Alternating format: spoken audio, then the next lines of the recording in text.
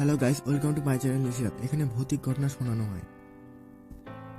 আমি এখন যে ভৌতিক ঘটনাটি বলবো সেটি কোনো বানানো বা কাল্পনিক নয়। আশা করি সবার ভালো লাগবে। শুরু করা যাক। এই গল্পটি ঘটেছিল প্রায় 20 থেকে 25 বছর আগে। আমার বড় খালু মির্জাপুর নামক এক গ্রামে বাস করে। তিনি প্রতিদিন প্রায় 10 কিলোমিটার পথ হেঁটে শহরে বিসিক এলাকায় কাজ করতে আসে।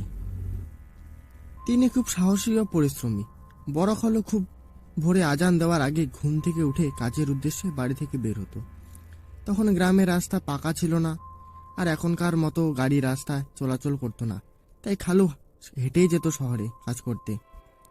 আবার শহর থেকে কাজ শেষ করে বাড়ি ফিরতেও অনেক রাত হয়ে যেত। আর এভাবে কষ্টে জীবন চলছিল তার। প্রতিদিনের মতো একদিন কাজ শেষ করে বাড়ি ফিরছিল। তখন ছিল শীতকাল। সেদিন খুব বেশি ঠান্ডা পড়ছিল, তার সাথে কুয়াশা পড়ে চারিদিকে তেমন ভালো দেখা যাচ্ছে না। খালু চাদর গায়ে জড়িয়ে ধুলোমাখা পথে হেঁটে হেঁটে বাড়ি যাচ্ছিল।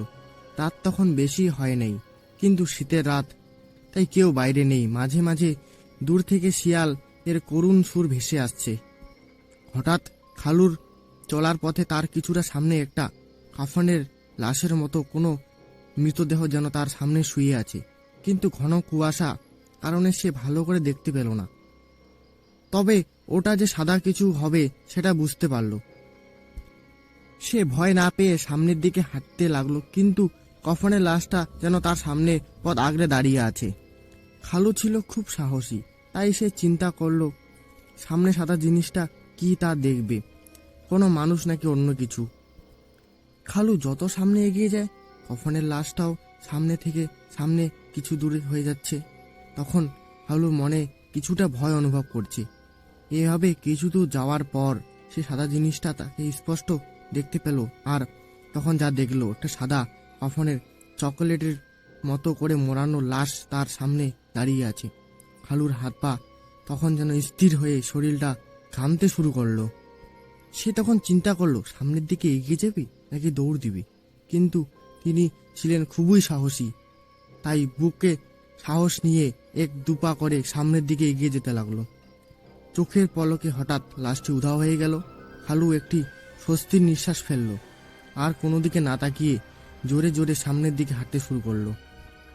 এখানে শেষ নয়, কিছু দূর যেতেই আবার সেই লাশটা খালুর সামনে পথ আগলে দাঁড়িয়ে পড়লো, ঠিক আগের মতো। খালু চিন্তা করলো এখন সে বাড়ি যাবে কি করে। রাস্তার আশেপাশে কোনো বাড়িও নেই যে সে বাড়িতে আজকে রাতটা আশ্রয় নেবে। তবে কিছুটা দূরে একটা ছোট দোকান আছে, আর দোকানদার সেই দোকানে রাত শুয়ে থাকে। তাই সে চিন্তা করলো যেভাবেই হোক ওই দোকান পর্যন্ত তাকে যেতে হবে। দোয়া কালেমা পড়তে পড়তে যখন দোকান পেরিয়ে গেল, দোকানদারকে জোরে জোরে ডাকতে শুরু করলো। খালুর ডাক শুনে কিছুক্ষণের পর দোকানদার দোকানের দরজা খুলে বেরিয়ে এলো, আর খালুর ওপর রাগান্বিত হয়ে বলল, এই লোক এত রাতে ডাকাডাকি করছে কেন? খালু তখন বলল, ভাই, আগে আমাকে আপনার দোকানে আশ্রয় দেন, পরে সব আপনাকে বলছি। পরে দোকানদার খালুকে সেই রাতের জন্য দোকানে আশ্রয় দেয়। এরপর সকাল হলে খালু বাড়ি ফিরে যায়। তারপর সে শহরের কাজটাও ছেড়ে দেয়, আর কোনোদিন রাতে ওই পথ দিয়ে চলাচল করে না।